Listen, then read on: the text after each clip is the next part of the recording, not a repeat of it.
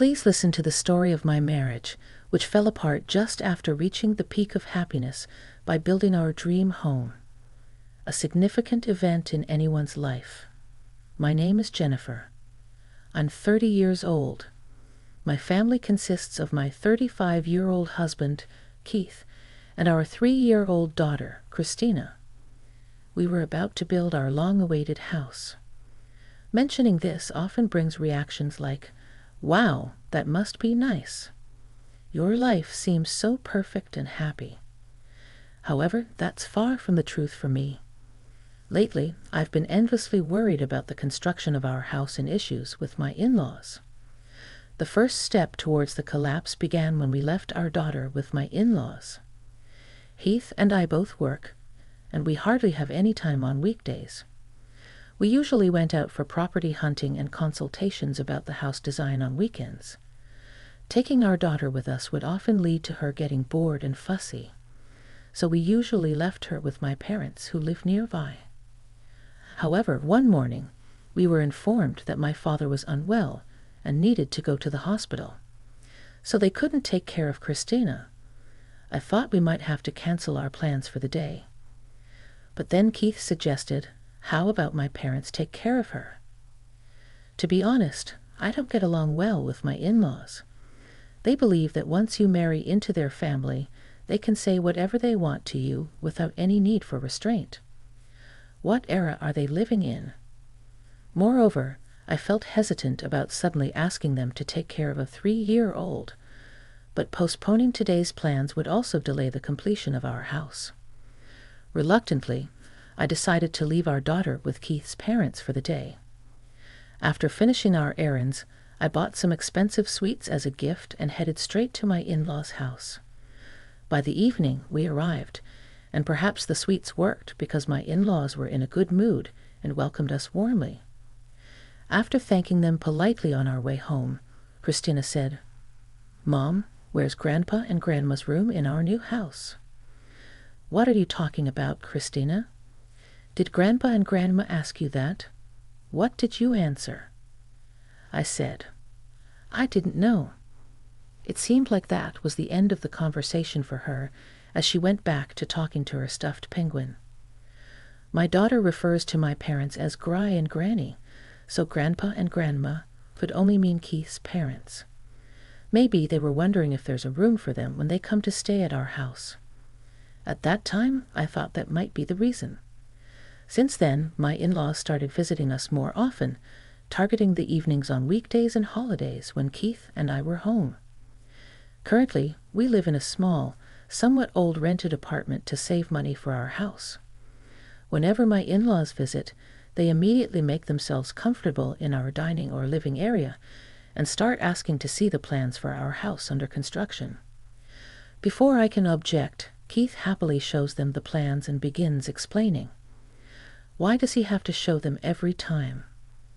It's already frustrating enough that they come over so often. Then my mother-in-law bombards us with questions, as if she's at a parliamentary question time, and it's me, not Keith, who has to face these questions. It feels like there's a speaker somewhere calling out. "Mother-in-law, looking at this blueprint, the kitchen's location seems impractical. Please change it. There are too few guest rooms. Add more." Everyone finds guest rooms comforting as they age. Also, having only one kid's room won't be enough if you have another child.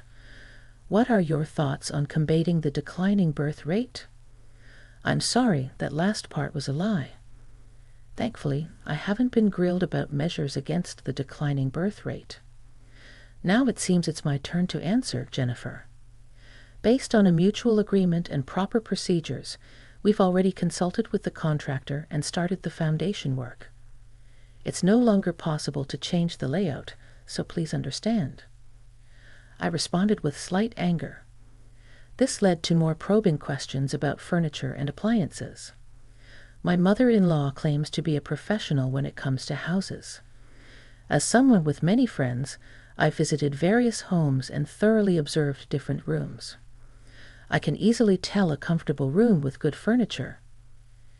This room is just wrong. It will drain your luck, and work won't go well. Terrible to claim to be a professional yet so critical. My mother-in-law was so insistent that half-jokingly, I started to say, "Then how about we make it a duplex and split the costs?" Just kidding, but my parents-in-law were furious. "Are you asking your parents for money, you ungrateful child? A duplex? I hate such formal and lonely arrangements." That day, my parents-in-law left early. Good riddance. They're not even like parents to me, so why should I owe them any filial piety? Later that night, after putting our daughter to bed, Keith spoke to me in an irritated tone. "My parents are just trying to help with their advice, so don't be so cold." Cold? I don't intend to be, but aren't your parents the ones being rude? They're always so critical about our house. It's like they're looking down on me because I'm your wife. They're my parents, so it's natural. It's rude to dismiss their advice like that. You're heartless. Cool off and think about what you've done. After that, Keith turned away and refused to speak further. Sure, they're his parents, but we're a separate family, and we haven't received any financial help from my in-laws. It's disrespectful to have a say without contributing financially. Keith told me to cool off, but I was too upset by the unreasonable demands to fall asleep that night. Eventually, our house was completed, and our family excitedly moved in. But then Keith said something shocking. "From today, my parents will live with us. The larger room on the second floor will be for my dad and the smaller one for my mom." Wait, what are you saying out of the blue? We decided to make one of the rooms on the second floor Christina's room. I never agreed to live together, and your parents might say they don't like the rooms, as usual. They won't. They've already seen the rooms, so no worries. Your parents have seen the rooms when the day before we had the house viewing. Yeah, they wanted to see it, so I lent them the keys I had. It's fine, just looking doesn't hurt anything. Keith, seemingly annoyed that the conversation had dragged on, went back to his unfinished task of setting up the TV. Just looking doesn't hurt anything. No, something to get lost just now, and quite significantly. I didn't want to see Keith's face, so I left the unpacking in the kitchen as it was and went upstairs. I locked the door and tried to organize my thoughts, swirling with confusion and anger. I was grateful that Christina was at daycare because of the unpacking. It gave me a moment to be alone and think. Heath's sudden declaration of living together had completely exhausted my patience with him and my in-laws. I couldn't stand another second with them, but we had just made a huge commitment by buying a house together. I needed to think calmly and carefully to distinguish between what should and shouldn't be said for the sake of my and my daughter's future. Locked in my room, I deeply reflected on the situation, waiting for my in-laws to arrive. As Keith had said, my in-laws arrived in the afternoon with a truck loaded with moving boxes. "At least come out to greet us. You lack basic manners." "Oh, it's not even close to being unpacked." "How slow can you be?" After complaining for a while, they entered our new house as if it were the most natural thing. Listening from the second floor, I went down to the entrance. "Father, Mother, I wasn't informed about living together with you two." My opening remark came out colder than I expected. Did my father-in-law, seemingly irritated by my tone, quickly started to blame me? I told Keith that should be enough. "No, it's a problem. I only heard about your intention to live with us this morning from Keith, and I have no desire to live with such disrespectful people." "What did you say?" He agreed. "You, a mere wife, think you can defy your husband." "Exactly, such a presumptuous wife." "If you don't like it, why don't you leave?" "Jennifer, this is hopeless. I've always thought this, but our ways of thinking are too different, making conversation impossible." While I was silently contemplating my response, Keith rushed over in a panic. "What are you doing, Jennifer? Don't start a fight with my parents."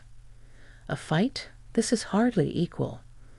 I'm being unilaterally berated simply because I'm his wife, and now my husband is blaming me again. This makes me realize once more that he and his parents are the same. Keith, I can't live with your parents. What do you mean you can't? Don't make things difficult for me. As my wife, you're supposed to obey me, aren't you? I am a person before I'm your wife. Do you think you can force me to obey against my will?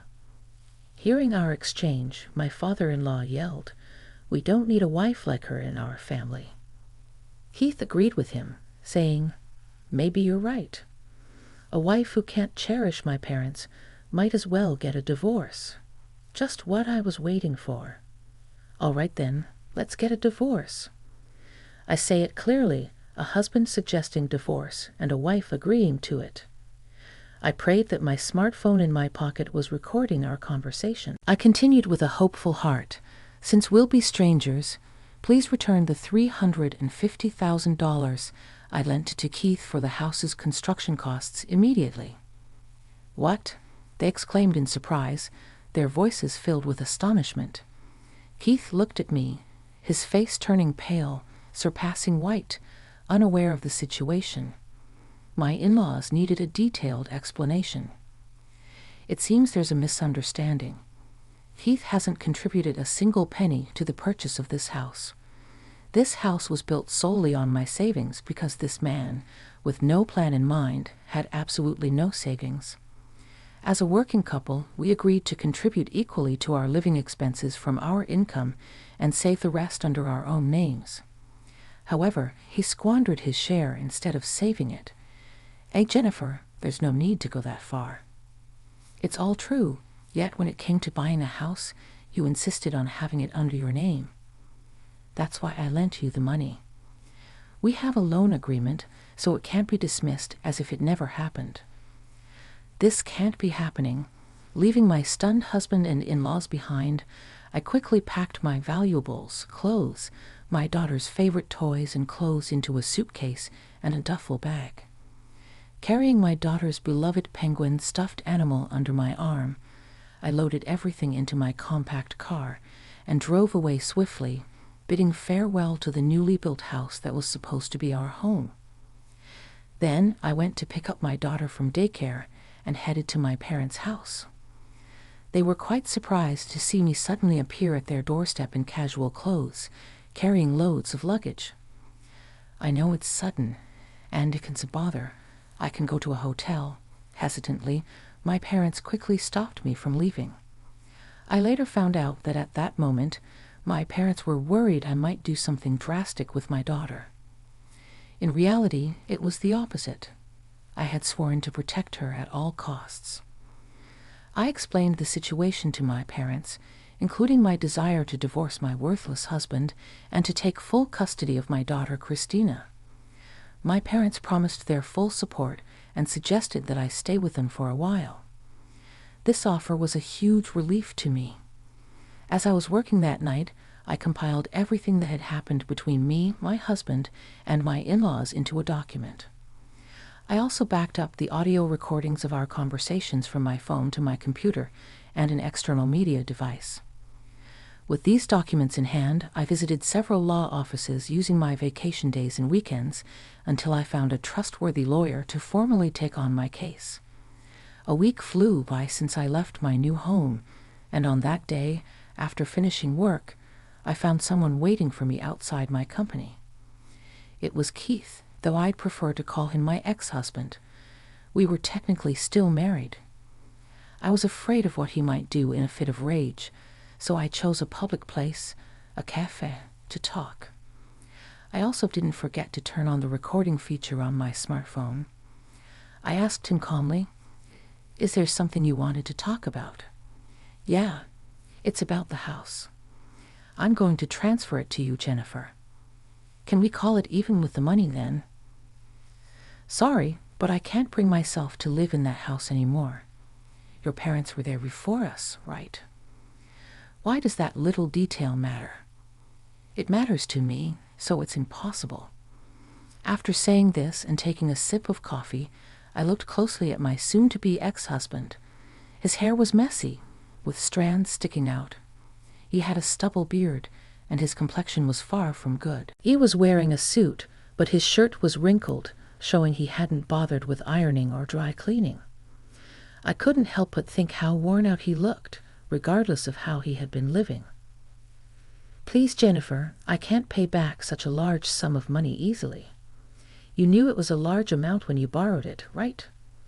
I even suggested that the house could be under both of our names or just mine, but you insisted it had to be your house under your name. I thought I would be the homeowner.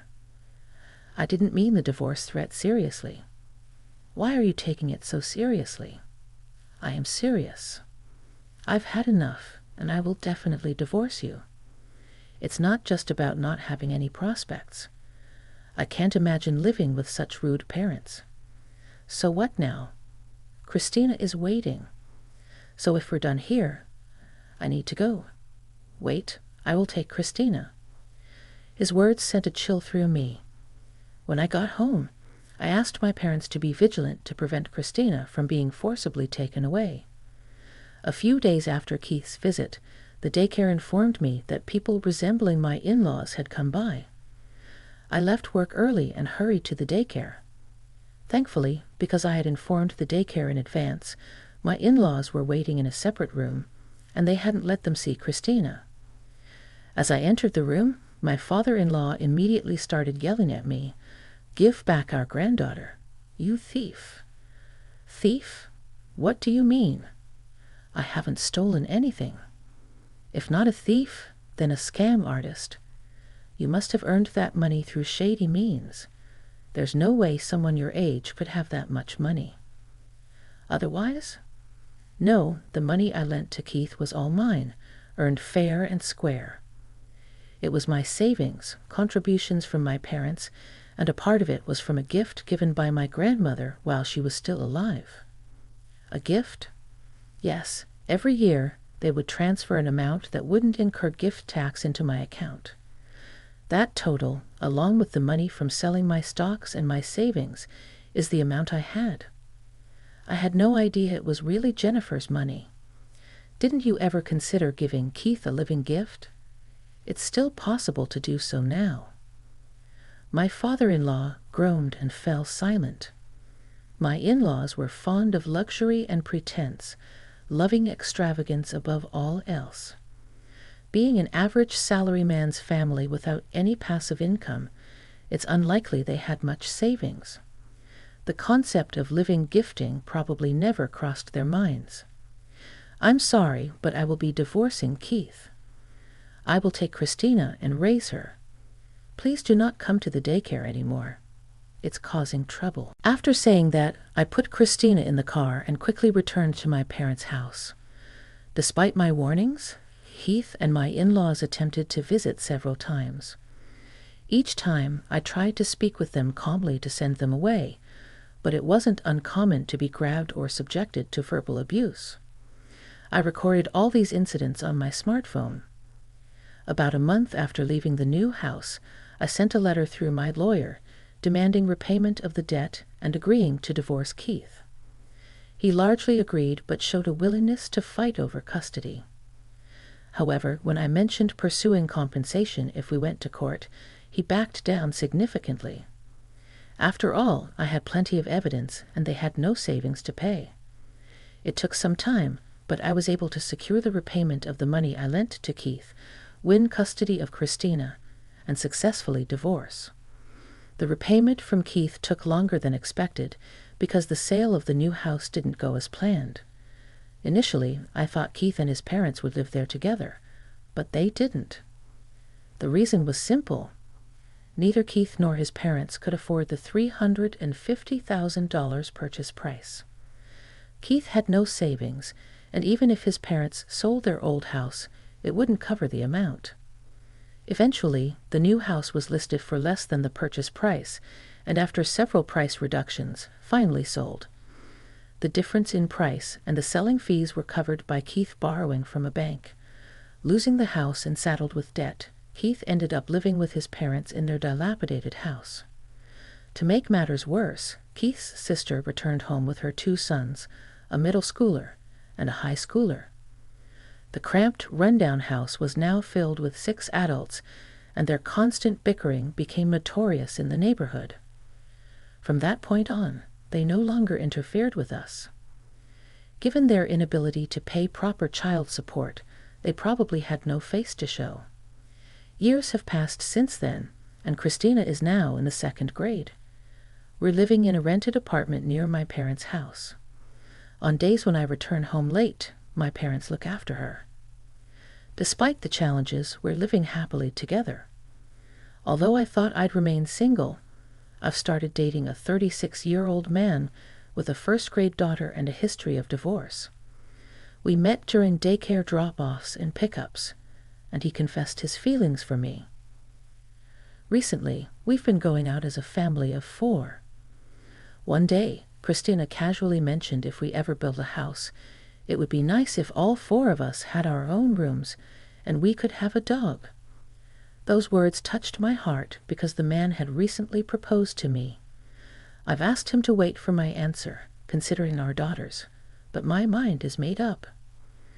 I approached Christina, hugged her small back, and said yes, we should build a house again. This time, we'll plan it as a family, making sure it's a home where everyone can be happy.